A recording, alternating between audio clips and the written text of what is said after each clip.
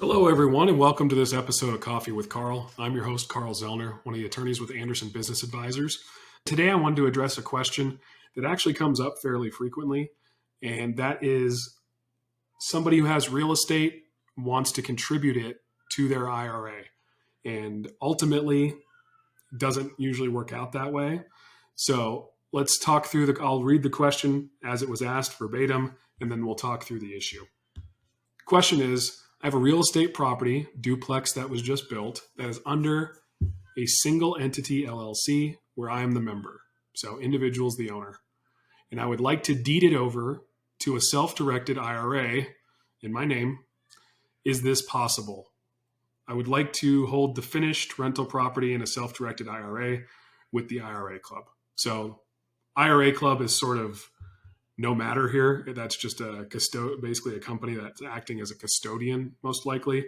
So for our purposes here, irrelevant. Can you deed that property over into an IRA? No. Ultimately, you can't.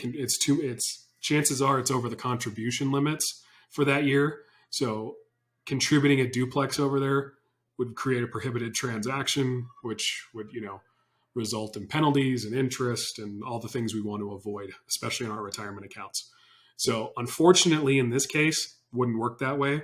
There are lots of options though, if you come to us sort of at the beginning of the process, where you can partner with your retirement account, whether it's an IRA or a 401k or QRP. So there is options there. Once it's funded and built though, there's not a whole lot of movement that can go between the account and the account holder without running afoul of prohibited transaction rules.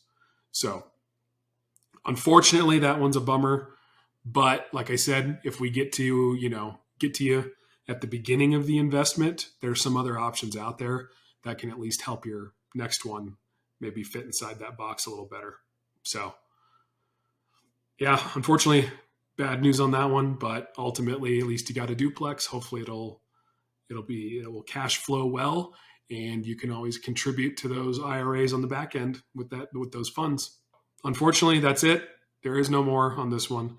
So we will catch you next time. As always, like, subscribe, share with a friend, and then we will come back around and catch you on the next episode. So thanks everyone for joining me for Coffee with Carl, and we will catch you on the next one.